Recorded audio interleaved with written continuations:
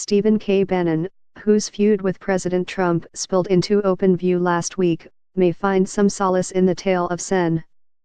Bob Corker, R10, if he hopes to find himself back in the president's fold. Though it doesn't look hopeful. Corker had one of the most vicious spats with Trump just a few months ago, with both repeatedly trading barbs. But on Monday, the two traveled together to a Farm Bureau meeting in Nashville, raising speculation that they had at least partially mended what had seemed an unworkable relationship.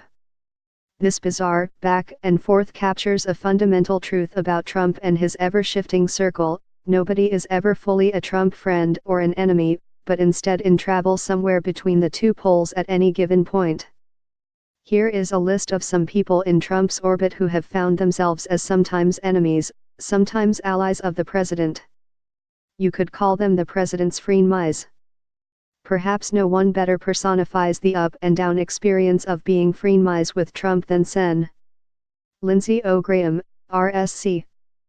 The two have plenty of reasons to dislike each other. Trump tweeted Graham's cell phone number to the world, a tactic of online harassment known as doxing, when both of them were competing in the Republican presidential primary. And Graham, an early supporter of the probes into Russian collusion so loathed by the president, has offered somewhat regular criticism of Trump. But observers have noted a change in the senator's tune of late.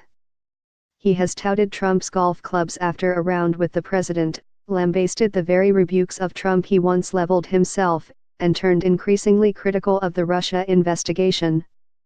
Last week, Graham joined Sen.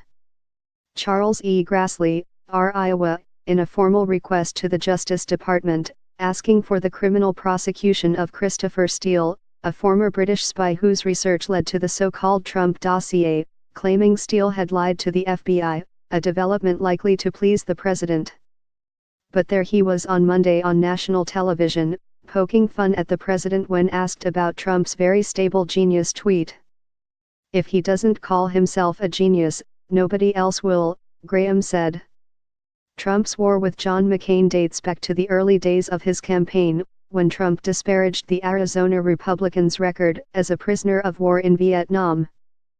Since then the two continue to spar. Trump vowed retribution against McCain for the senator's vote against repealing the Affordable Care Act, and McCain for his part, later went on the offensive, seeming to criticize the president's avoidance of the draft during the Vietnam War for bone spurs, though he later denied that was his intent. In September, McCain wrecked an effort to repeal the Affordable Care Act with a thumbs-down vote, drawing the ire of the president. But though McCain remains a critic of the administration, he has also worked to advance its priorities. He supported the vast majority of Trump nominees, and was an instrumental vote in helping pass the sweeping tax cuts, aimed at wealthy individuals and corporations, that were so important to the president's agenda. McCain, though he still voices criticism of the president, says he does not have any doubts which side he is on.